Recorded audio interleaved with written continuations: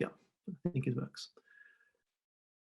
It's a great pleasure to be here, and thank you very much for inviting me to speak to you and to present. I'm impressed by the number of persons attending this book fair.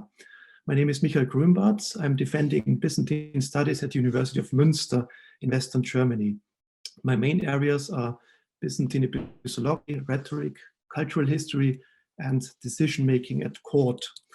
Last week, I finished a book on the power of writing in daily life, and currently I'm working on science and politics at the Byzantine court.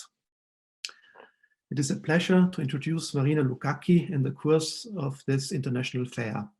She's an old friend of mine. I remember intensive discussions about presentations of speeches in Vienna. A visit at the University of Rethymno led to talks concerning the power of words in public space. The patriarchal imagery was presented at Münster, and reflections on letters followed in Athens. Marina started at Athens and continued her postgraduate studies on Byzantine history and literature at University Paris-Sorbonne, where she obtained her PhD. The entry on her homepage at the University of Athens, where she is professor of Byzantine literature, says, quote, "Her special interests are the study of Byzantine rhetoric and the edition of unpublished rhetorical texts," end of quote. That perfectly matches her playground. The main time frame of her research is the 12th century, with excursions to the 10th century, for instance, Arethusa. You will find the usual suspects as Eustathius of Thessalonica, Gregorios Antiochos, and Nikephoros Vasilakis, but also lesser-known literati as Georgios Sagaromatis, Leon Valianitis, and Nikolaos Kataphlôron. Marina contributed to both the reconstruction of the school system in that period and also to the tools that were used for instruction, didaskalia, communication, and dialogue, and also on rhetorical competitions in Constantinople, continuing the old habits of Aragon. Marina's investigations of the patriarchal cosmos proved fruitful. We learned by her editions, commentaries, and translations. Nota bene, Marina normally accompanies her editions with translations of Byzantine texts. We learned the importance of the spoken word in ecclesiastical institution. The competition of imperial and ecclesiastical power is reflected in various speeches addressed to Basil Kamateros or George Xiphilinus. And this is her famous book on Grigor Antiochos and his praise of the patriarch Basil Kamateros. One of my favorite papers of Marina is the piece addressed to grave robbers in a metaphorical sense. The concept of imitation, plagiarism becomes apparent. The new book of Marina provides a first edition, translation, and commentary of a rather neglected author who flourished in the middle of the 12th century, Nikolaos Kataphlôron. I remember the puzzling problem of his family name, Kataphlôron. He became master of rhetoricians, the most prestigious position a learned person could hold in 12th century Byzantium. The rhetorical text Marina investigated leads us to the province, Athens. The text is a praise in letter form.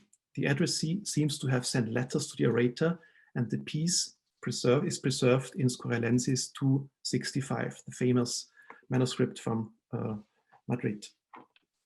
The text is another example in order to think about the madness or problem of genre. Again, we find the text crossing boundaries and of mixing elements. The main task is communication. However, its appearance in Athens demonstrates the need of apt rhetorical pieces far away from Constantinople. The book provides a careful introduction to the author and his milieu and his network.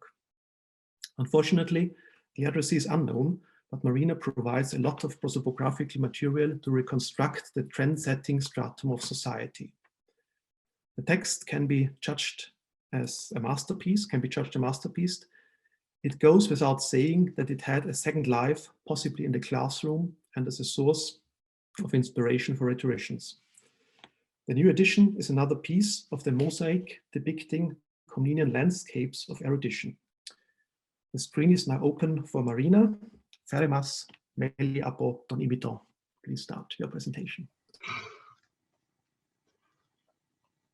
Michael, really thank you very much for your kindness in presenting me and my work. Really, you move me.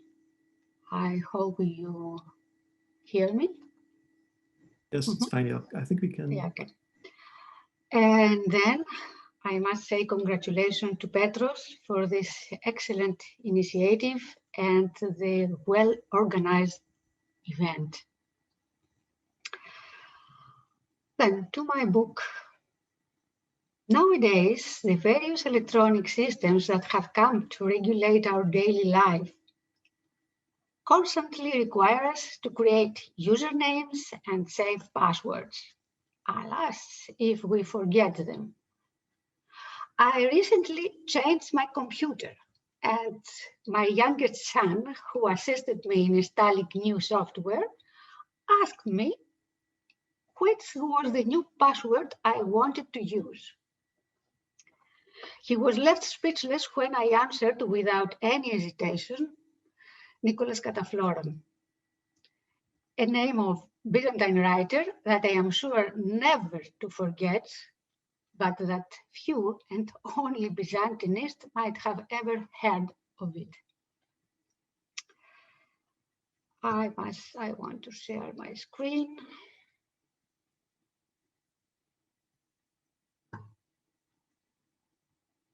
And now,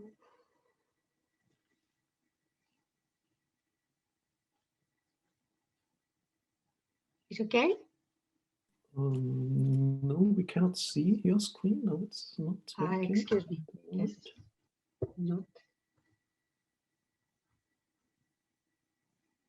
I'll do it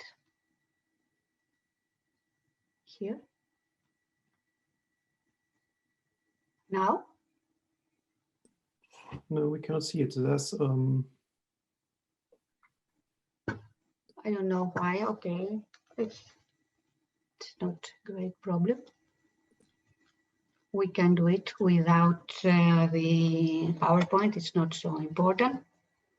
And then, when I was taking my first steps in Byzantine literature and studied a rhetorical text contained in the famous manuscript of Escorial Y210, Nikolaos Kataphlôron's text made a deep impression on me, both by its content and its extraordinarily elaborate style.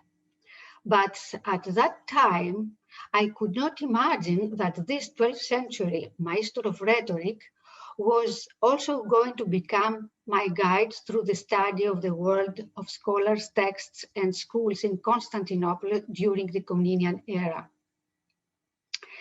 Identifying myself practically with the addressee of the work, who, despite my meticulous research, remained anonymous to me, I tried to conceive the author's thoughts and intentions, to decipher his allusions, to comprehend the wording and style of his discourse, and finally, to reconstruct his text in a modern critical edition.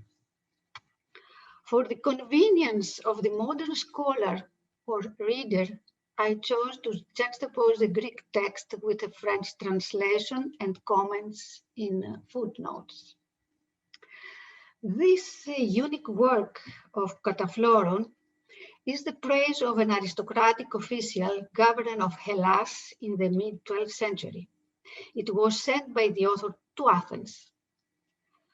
At first glance, one might think that this is an encomium such as the Constantinopolitan scholarly writers of the Comnenian era produced in large numbers. What is then so special about this work that urged Jean d'Arrouzès, the wise French scholar, to describe it as a programmatic text in 1970? This is exactly the question I attempted to answer in the third chapter of the introduction that precedes the critical edition, having previously dealt with biographical notes about Nikolaos Kataphlôron and speculations or suggestions about the possible recipient and the dating of the text. In this short presentation, I leave aside Nikolaos Kataphlôron's biography or speculations about the identity of the addressee and the dating of the text. I suggest to scholars with more concern about prosopography and historical or social events of the first half of 12th century to study them. I am focusing on literary aspects and function of the text. Broadly speaking, the text is structured as a typical encomium since we read successively the usual thematic sections: preface, praise of the origins, education, physical beauty, long references to action and virtues, epilogue with wishes for longevity. It is fascinating, however, that within each of these thematic sections, the author composed unit models of other discursive genres. Of course, mixing genres is a rather common phenomenon in Byzantine rhetoric, particularly in 12th century. But such an accumulation in a single encomiastic text, I find it truly rare. Thus, Kataphlôron offers examples of how one can praise various different types of people, men and women, an aristocrat, young soldiers, nuns, the marriage of a young couple, how one mourns the death of a married woman and mother, the death of a young married man and father of young children. He also offers examples of how one describes a religious building, a naval battle, a painting, and many others. All this is skillfully integrated into the praise of the central figure who, in turn, personifies the type of the ideal aristocrat, the imperial official, the civil and military governor of a Byzantine province. Moreover, the text is not a panegyric delivered in a specific circumstance or a speech written and offered to the recipient. In reality, it is a reply letter from the author to the correspondence from the recipient. Hence, it also falls into the category of epistolography and includes many Byzantine epistolary topics. Perhaps the most interesting part of the text is the proemion, an artistic sample of Comnenian rhetoric. The author, without deviating from the appropriate topics for a preface of a menandrial encomium, treats a series of subjects: philosophical contemplation, rhetorical theory, satirical criticism of social behavior and ethics, self-representation, and at the same time, through borrowing, reminiscence, or indirect references, he managed to recall the memory of the reader recipient back to known literary works, readings, and possibly discussions dating from the years of his education and association with scholars in Constantinople. In that direction, the author's choice to start a text intended to be sent to Athens with an ekphrasis of a painting of the three Graces conversing with Hermes Logios is not only due to the fact that this iconographic motive enabled him to link the allegorical interpretation of the image with the recipient's deeds as a benefactor.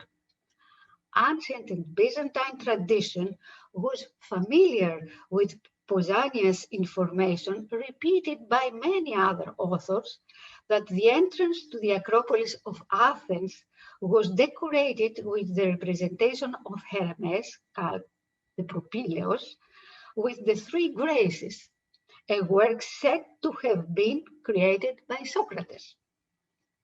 In order to arouse the interest of his well-educated friend, the governor of Hellas, residing in Athens, once the city of Logi, accordingly introduced his literary composition with an ekphrasis of the Grace and Hermes Logios. This would subtly evoke the work of Socrates, the Athenian Grâces, and Hermes, the pillars of the Acropolis. These ekphrases also inspired the title of my book, Les Grâces à Athènes. As a final remark, I should point out the author's exceptional aptitude to select phrases, references, reminiscences, or borrowed material from the Christian and pagan literary tradition in almost every sentence, always suitably adapted in its context. However, we can see that this large volume of wisdom and archaeognostic material primarily comes from authors and texts belonging to the Byzantine Curriculum Studiorum, which was systematically studied by students of Encyclios Pedia, as was by the recipient. One assumes that the author strived to cleverly gather as much material as possible from the teaching he might have offered, and in the form of an epistolic encomium, to present it to his aristocratic friend and probably former student. Later, the text could have served as a didactic text and as a source of useful material for any interested reader or rhetorician. This is indicated by the huge number of marginal notes, comments, and annotations in the manuscript. In all honesty, we can only speculate about the author's intentions or whether the text was intended to serve or has served multiple purposes. Unfortunately, we do not know of any other writings of Kataphlôron in order to appreciate his real impact to his contemporaries, apart from the words of praise in his epitaph by his student Gregorios Antiochos. However, I believe that indication of his influence can be found in Ευστάθιος του Kataphlôron, the famous metropolitan of Thessaloniki, and certainly this text was a source of inspiration for Michail Choniatis. Thank you for your attention.